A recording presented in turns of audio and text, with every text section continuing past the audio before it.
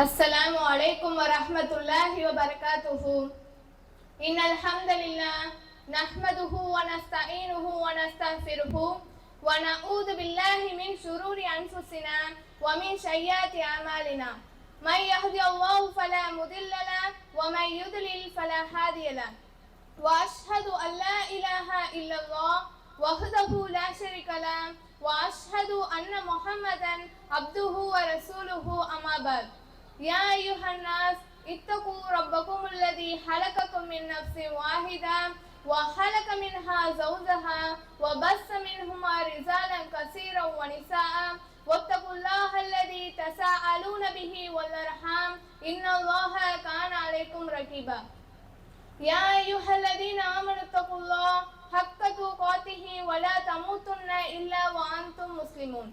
يا أيها الذين آمنوا اتقوا الله وقولوا قولا سديدا يصلح لكم أعمالكم ويغفر لكم ذنوبكم ومن يطع الله ورسوله فقد فاز فوزا عظيما.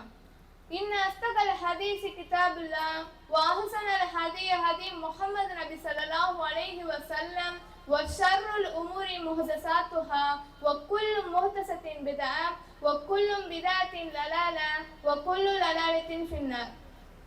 வார்த்தைகளில் சிறந்தது அல்லாஹ்வுடைய வார்த்தை என்றும் என்னை தான் கூப்பிடுறா இதோ பாட்டியம் மாதிரி உட்காந்துருக்காங்க.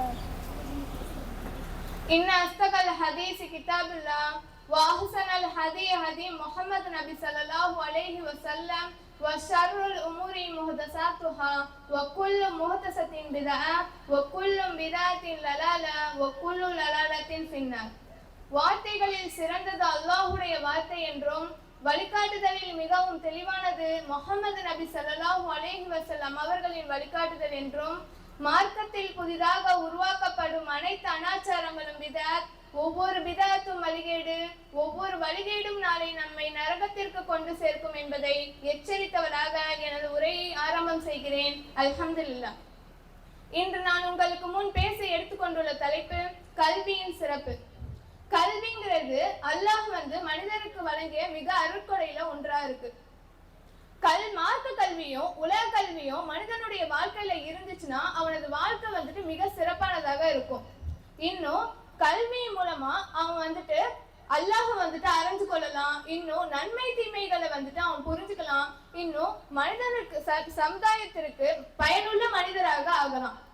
இப்ப ஒரு மனிதன் பிறக்கிறானா அவன் அறியாதவனாக தான் பிறக்கிறான்.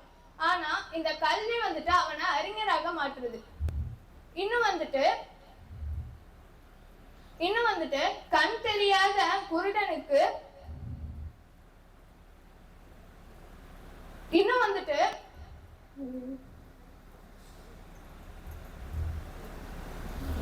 தண்ணி வேற அவருக்கு சொந்த வேற இதாயிடுச்சு.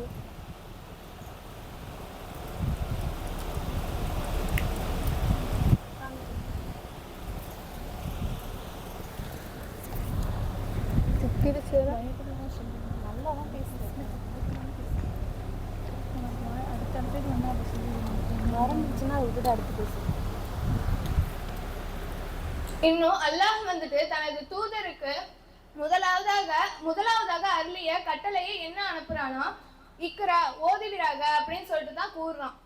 நம்ம சிந்திச்சு பார்க்கணும். இதுல அல்லாஹ் பதவியை பற்றி முதல்ல பேசல, கல்வியை பற்றி பேசல. அல்லாஹ் முதல்ல எதை பத்தி பேசுறானா, அறிவை பற்றி தான் அல்லாஹ் பேசுறான். இன்னும் கல்வி ஒவ்வொரு முஸ்லீம் மீதும் கடமையா இருக்கு. நாமளும் சிறந்த கல்வியை கற்கணும். அல்லாஹ்விடத்துல கல்வியை பற்றி அதிகமாக பிரார்த்தனை செய்யணும். 20வது அத்தியாயத்துல 114வது வசனத்துல அல்லாஹ் கூறுகிறான், வக்குர் ரப்பி சித்னி இல்மா, வக்குர் ரப்பி சித்னி இல்மா, இறைவா எனக்கு கல்வி ஞானத்தை அதிகப்படுத்துவாயாக என்று அல்லாஹ்விடத்துல நம்ம அதிகமாக பிரார்த்தனை செய்யணும். ஆனா இன்றைக்கு சிலர் எனக்கு எல்லாம் ஞாபகம் இருக்கு, எனக்கு எல்லாம் தெரியும்னு சொல்லிட்டு இருப்பாங்க. ஆனா இப்ப ஒரு மனிதர் அவர்கிட்ட கேட்டானா எனக்கு தெரியாது, நான் பார்த்து சொல்றேன் அப்படின்னு சொல்லுவாங்க. அதுக்குதான் நம்ம அதிகமாக அல்லாஹ்விடத்துல கல்வியை பற்றி துவா செய்யணும். இன்னும் அல்லாஹ் இத பத்தி சொல்றான். இன்னும் அல்லாஹ்வின் தூதர் சொல்றாங்க, கட்டி வைக்கப்பட்ட ஒட்டகம் அவிழ்த்து விட்டா எப்படி வேகமா ஓடுமோ அதே போன்றுதான் குர்ஆனை இப்ப ஒருவர் கற்கிறான்னா அந்த அளவுக்கு வேகமா மறந்துரும். கல்வியின் சிறப்பையும் கல்வி வந்துட்டு கற்றுக்கொள்ள வேண்டிய அவசியத்தையும் நம்ம வந்துட்டு அறிஞ்சிருக்கணும். ஆண்கள் மட்டும்தான் கல்வி கற்கணும் அப்படின்னு சொல்லிட்டு இருக்கக்கூடாது, பெண்களும் வந்துட்டு சிறந்த கல்வியை கற்கணும். இப்ப கல்வியை தேடும் வழியில ஒருவர் வந்துட்டு நடந்தாருன்னா அதை வந்துட்டு அல்லாஹ் சொர்க்கத்திற்கு செல்லும் வழியாக மாற்றிடுவோம். இன்னும் இப்ப கல்வியை தேடி வந்துட்டு ஒருத்தவன் போடுவானா அதை வந்துட்டு மலக்குமார்கள்லாம் வந்துட்டு பார்த்துட்டு அவனுக்கு வந்துட்டு ரெக்கைகளை வந்துட்டு தாழ்த்துறாங்க. ஒருவர் வந்துட்டு கல்வியை எடுத்துக்கொண்டார்னா அவர் வந்துட்டு மாபெரும் பாக்கியத்தை வந்துட்டு எடுத்துக்கொண்டவர் ஆவாரு அப்படின்னு சொல்லிட்டு நபி ஸல்லல்லாஹு அலைஹி வஸல்லம் வந்துட்டு சொல்றாங்க. இன்னும் வந்துட்டு கல்வியை தேடுவது நம்ம கடமை மட்டும் கிடையாது, அந்த கல்வி மூலமாக நம்மளுக்கு சொர்க்கமே வந்துட்டு கிடைக்குது. இந்த சொர்க்கமே வந்துட்டு கிடைக்குது. இஸ்லாமியர்களின் எதிர்பார்ப்பு என்ன இருக்குன்னா, நான் வந்துட்டு மறுமையில வந்துட்டு சொர்க்கவாசியா தான் இருக்கணும் அப்படின்னு சொல்றாங்க. ஆனா வந்துட்டு அதுக்கு எந்த முயற்சி இருக்க மாட்டேங்குது. கல்வி மூலமா அவங்க வந்துட்டு சொர்க்கத்திற்கு செல்லும் சிறப்பை வந்துட்டு அல்லாஹ் வந்துட்டு கொடுத்திருக்கான். இன்னும் நபி ஸல்லல்லாஹு அலைஹி வஸல்லம் அவங்க சொல்றாங்க, ஹைருக்கும் மன் தஅல்லமுல் குர்ஆன வ அல்லமஹு. ஒருவர் வந்துட்டு குர்ஆனை கற்று அதை பிறருக்கு கற்றுக் கொடுத்தார்னா அவர் தான் மனிதர்களே சிறந்தவர் ஆவாரு அப்படின்னு சொல்லிட்டு நபி ஸல்லல்லாஹு அலைஹி வஸல்லம் சொன்னாங்க. இப்ப ஒருவர் வந்துட்டு கல்வியை கற்று சிறந்த கல்வியை கற்று அதை பிறருக்கு வந்துட்டு கற்பிக்கவும் செய்யணும். ஆனா இன்றைக்கு சிலர் என்னன்னா கல்வியை கற்கிறாங்க, ஆனா வந்துட்டு அதை வந்துட்டு மறைக்கவும் செய்யறாங்க. அப்படி மறைச்சாங்கன்னா உங்களுக்கு மறுமை நாள்ல வந்து நரகத்தால கயிற்று வந்து அவர் உடம்புல வந்துட்டு கட்டப்படும். இன்னும் குர்ஆனை வந்துட்டு இப்போ ஒருவர் ஓதி அதை வந்துட்டு பிறருக்கு கற்றுக் கொடுத்தாருன்னா கஸ்தூரி பைய போன்றது அப்படின்னு சொல்லிட்டு நபி ஸல்லல்லாஹு அலைஹி வஸல்லம் சொல்றாங்க. ஏன்னா கஸ்தூரி வந்துட்டு அனைத்து இடங்களையும் வந்துட்டு பரவும். தான தர்மங்களையும் சிறந்தது எது சொல்றாங்கன்னா, கல்வி இப்போ ஒருவர் கற்றுட்டு பிறருக்கு வந்து கற்றுக் கொடுக்கிறார்ல, அதுதான் வந்துட்டு தான தர்மங்களையும் சிறந்தது. இன்னும் பனி இஸ்ரவேலர்கள்ல இருவர் வந்துட்டு இருக்காங்க. அவங்க ஒருவர் வந்துட்டு கல்வியை தானும் கற்று பிறருக்கும் கற்றுக் கொடுக்குறாங்க. இன்னொருவர் வந்துட்டு கடமையான பகல் எல்லாம் நோன்பு நோற்று இரவெல்லாம் வந்துட்டு நின்று வணங்குறாங்க. இவங்கள யார் சிறந்தவங்க அப்படின்னு சொல்லிட்டு நபி ஸல்லல்லாஹு அலைஹி வஸல்லம் அவங்கள்ட்ட கேட்கப்பட்டப்ப அதுக்கு நபி ஸல்லல்லாஹு அலைஹி வஸல்லம் அவங்க சொல்றாங்க, இந்த வணக்கசாலியை விட கல்வியாளர் தான் மிகவும் சிறந்தவர் அப்படின்னு சொல்லிட்டு நபி ஸல்லல்லாஹு அலைஹி வஸல்லம் அவங்க சொல்றாங்க. இன்னும் இப்போ ஒருவர் வந்துட்டு மரணிச்சார்னா அவருக்கு 3 செயல் வந்துட்டு பின்தொடர்ந்து வரும். ஒண்ணு வந்துட்டு அவர் செஞ்ச அதாவது ஒருவர் செஞ்ச தர்மம், இன்னொன்னு வந்தானா அவர் கற்ற கல்வி, இன்னொன்னு வந்துட்டு அவர் பெற்ற குழந்தை வந்துட்டு அவருக்கு பிரார்த்தனை செய்யல. அந்த 3மே வந்துட்டு அவரை பின்தொடர்ந்து வரும். இன்னும் பொறாம நம்ம 2 விஷயத்துல படக்கூடாது. அதாவது 2 விஷயத்தை தவிர நம்ம வேற எதுலயும் பொறாமப்படக்கூடாது. ஒண்ணு வந்துட்டு ஒருவருக்கு அல்லாஹ் வந்துட்டு செல்வத்தை வாங்கியிருப்பான், அதன் மூலியமா அவர் வந்துட்டு அவர் வந்துட்டு நல்வழியில வந்துட்டு செலவிடுறாரு. அதுல நம்ம வந்துட்டு பொறாமப்படணும். இன்னொன்னு வந்துட்டு கல்வியை கற்று பிறருக்கு கற்றுக் கொடுக்கறல்ல, அதுலயும் வந்துட்டு நம்ம பொறாமப்படணும். ஆனா இப்போ உள்ள காலத்துல எப்படி இருக்காங்க, இவர் வந்துட்டு இந்த கார் வாங்கிக்கிறாரு நம்மளும் இந்த கார் வாங்கிக்கணும், இவர் வந்துட்டு இந்த வீடு வாங்கிக்கிறாரு நம்மளும் இந்த வீடு வாங்கணும், அதுலதான் வந்துட்டு பொறாமப்படுறாங்க தவிர இந்த விஷயத்துல வந்துட்டு யாரும் பொறாமப்பட மாட்டேங்கிறாங்க. இன்னும் இப்போ ஒருவர் வந்துட்டு இன்னும் வேற முஸ்லிம்க்கு வந்துட்டு நேர்வழி காட்டினார்னா அவருக்கு வந்து சிவப்பு ஒட்டகங்களை விட மிக சிறந்ததை வந்துட்டு அல்லாஹ் வந்துட்டு நம்மளுக்கு கொடுப்பான். இன்னும் அல்லாஹ் வந்துட்டு திருமறை குர்ஆன்ல சொல்றான், 35வது அத்தியாயத்துல 28வது வசனத்துல அல்லாஹ் சொல்றான், இன்னமா யஹ்ஸல்லாஹு மின் இபாதிஹில் உலமாஉ. அல்லாஹ்வுடைய அடியார்கள்ல உண்மையா அல்லாஹ் அஞ்சுபவர் யாருன்னா இந்த கல்வியாளர் தான் அப்படின்னு சொல்லிட்டு அல்லாஹ் வந்துட்டு திருமறை குர்ஆன்ல சொல்லி காட்டுறான். அல்லாஹ் வந்துட்டு எத்தனையோ பேர் வந்துட்டு அவனது அடியார்கள்ல எத்தனையோ பேர் வந்துட்டு இருக்காங்க. ஆனா அல்லாஹ் திருக்குர்ஆன்ல குறிப்பிட்டு சொல்றது யாருன்னா இந்த கல்வியாளர் தான் அல்லாஹ் வந்துட்டு குறிப்பிட்டு சொல்றான். இன்னும் பத்ர் போர்ல வந்துட்டு 70 பேரை வந்துட்டு சிறை பிடிக்கிறாங்க. அப்போ உள்ள காலத்துலனா வசதி பெற்றவர் வந்துட்டு பிணைத்தொகை கொடுத்துட்டு விடுதலை பெற்றுவாங்க, அதே மாதிரி பிணைத்தொகை கொடுத்துட்டு விடுதலை பெற்றுறாங்க. இன்னும் வசதி இல்லாதவருக்கு நபி ஸல்லல்லாஹு அலைஹி வஸல்லம் வந்துட்டு ஒரு சலுகையை வந்துட்டு வழங்குறாங்க. என்ன சலுகைனா, 10 சிறுவருக்கு வந்துட்டு ஒரு கைதி வந்துட்டு கல்வியை கற்றுக் கொடுத்தாருன்னா அவரை நான் விடுதலை செஞ்சிடறேன் அப்படின்னு சொல்லிட்டு நபி ஸல்லல்லாஹு அலைஹி வஸல்லம் வந்துட்டு ஒரு சலுகை கொடுக்குறாங்க. இதுல இருந்தே வந்துட்டு நபி ஸல்லல்லாஹு அலைஹி வஸல்லம் வந்துட்டு எந்த அளவுக்கு கல்வியை பற்றி சிறப்பா பேசியிருக்காங்கிறத நம்ம தெரிஞ்சுக்கணும். இன்னும் வந்துட்டு இன்னும் அல்லாஹ் திருமறை குர்ஆன்ல சொல்றான், 12வது அத்தியாயத்துல 76வது வசனத்துல அல்லாஹ் சொல்றான், ஃபௌக குல்லி தி மின் இல்மின் அலீமுன். ஒவ்வொரு அறிந்தவனுக்கு மேல் மிக அறிந்தவன் இருக்கிறான். இப்ப சில இப்போ உள்ள மனிதர்னா எனக்கு என்னை அதாவது நான் தான் பெரிய அறிவாளி, எனக்கு மேல யாரும் படிக்க முடியாது அப்படின்னு சொல்லுவாங்க. என்னதான் வந்துட்டு கல்வியை பற்றி இந்த உலக பத்தி என்னதான் வந்துட்டு அறிஞ்சிருந்தாலும் அவனுக்கு மேல வந்துட்டு மிக அறிந்தவனாக யார் இருக்கிறானா அல்லாஹ் வந்துட்டு இருக்கிறான். இன்னும் 2வது அத்தியாயத்துல 31வது வசனத்துல அல்லாஹ் சொல்லி காட்டுறான்,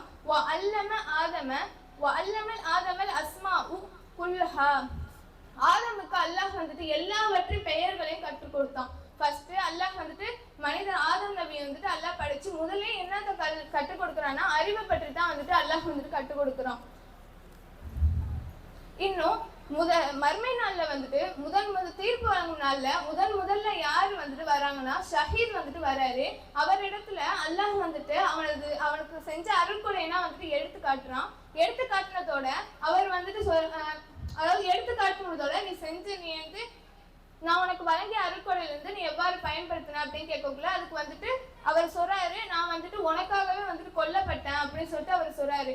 ஆனா அல்லாஹ் வந்துட்டு என்ன சொல்றேன்னா, இல்ல நீ வந்துட்டு பொய் சொல்ற, நீ வந்துட்டு மக்களிடையே வந்துட்டு ஷஹீது அதாவது வீர மரணம் அப்படிங்கிற பேசப்படுவதற்காக தான் நீ வந்துட்டு கொல்லப்பட்டிருக்க அப்படின்னு சொல்லிட்டு அல்லாஹ் வந்துட்டு சொல்லிட்டு அவனது கட்டளையிடப்படி அவனது முகம் வந்து குப்பரை இழுத்து நரகத்துல வந்துட்டு வீசப்படும். இன்னொருவர் யார் வரான்னா கல்வியை கற்று பிறருக்கு கற்றுக் கொடுப்பவர் வராரு. அவர் இடத்துல அல்லாஹ் வந்துட்டு அவருக்கு செஞ்ச அருட்கொடைனா எடுத்து காமிச்சதோட நான் உனக்கு வழங்கிய அருட்கொடை வந்து நீ எவ்வாறு பயன்படுத்தின அப்படின்னு சொல்லிட்டு அல்லாஹ் கேட்பான். கேட்டதோட அவர் சொல்லுவாரு, நான் உனக்காகவே வந்துட்டு குரானை ஓதி உனக்காகவே கல்வியை கற்று பிறருக்கும் கற்றுக் கொடுத்தேன் அப்படின்னு சொல்லிட்டு அவர் சொல்லுவாரு.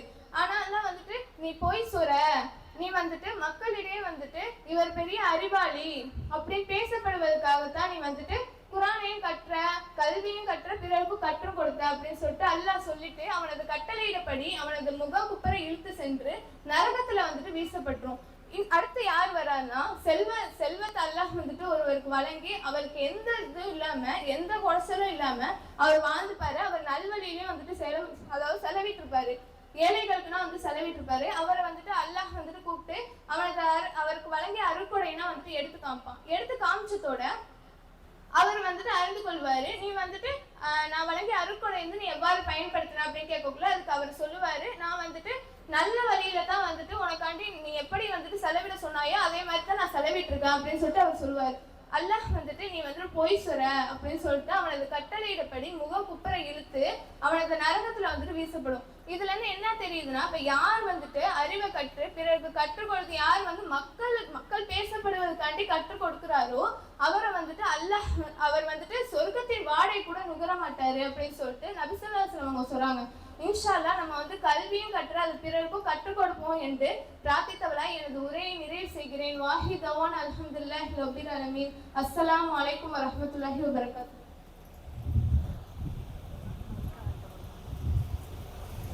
அஸ்ஸலாமு அலைக்கும் வரஹ்மத்துல்லாஹி வபரகாத்துஹு.